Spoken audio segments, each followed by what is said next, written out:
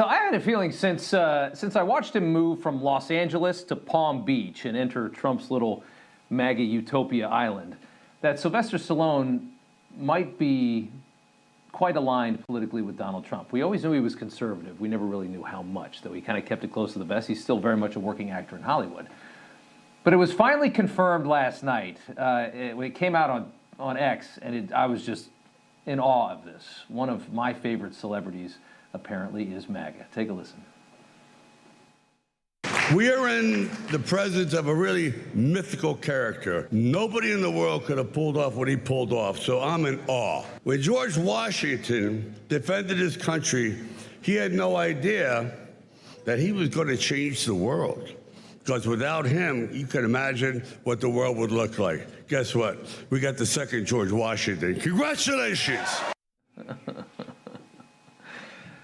I mean, does it get any better than that? Actor Dean Cain joins us now to talk more about this. It's good to have you on. I mean, were you like me when you saw that pop up? Did you just think this is the coolest thing?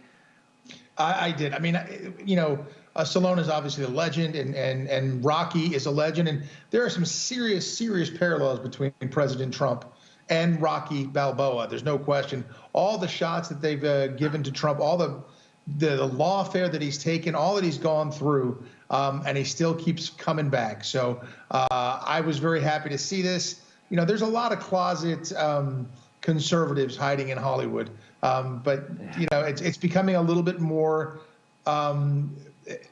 accessible now. People are not so scared to go out and speak. I'd happy to see Zachary Levi and some other people, and I know a lot of people who don't want to speak on it, but it's getting more and more commonplace. Thank God.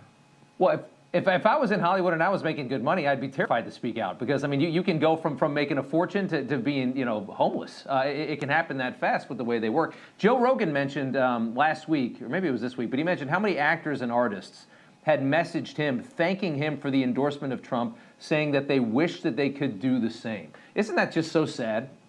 It is extremely sad, you know, but I would have told, and I've said this a lot of times, I would tell any young actor, just shut up about your politics, because you're young, and it's so tribal right now, and they're just all over you. Unless, of course, you're going to be a Democrat, in which case, you know, they're going to laud you, and you could be the new Snow White and say that you hate this country and whatever stuff she's said, and you know, get lauded and applauded by the powers that be, so to speak. But now it's changing. It's great.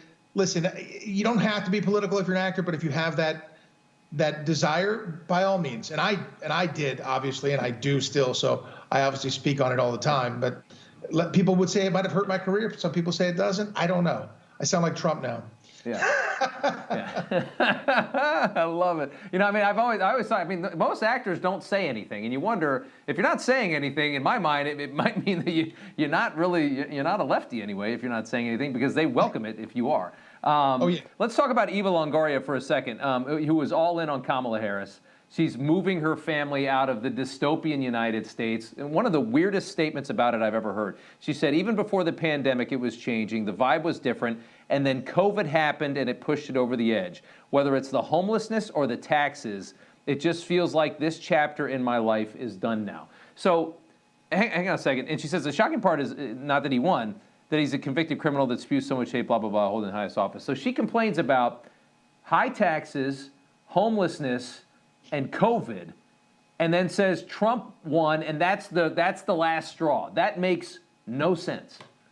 Gavin Newsom drove her out of California the same way he drove me out of California. The taxes, the homelessness, the crime, the ridiculous regulations, all of that is what drove her out, drove me out, drove Stallone out, drives, you know, lots of people out, because it's a horrible environment in which to live. But Eva, I love her. She's a sweetheart, very nice person. I don't agree with her politically, but she hasn't been in LA for a long time. It's not Trump coming in. I mean, this is just a kind of a grab on the coattails kind of thing. She's been in Mexico and Spain. I've had a home in Spain for 20 plus years. I spent a lot of time in Europe. I kiss the ground when I come back to the United States because of our Constitution and the rights that I'm afforded. People don't understand it. So if Eva's happy out there, great, good for her. But it's not Trump that drove her out. She was already out. It was Gavin Newsom. Gruesome Newsom.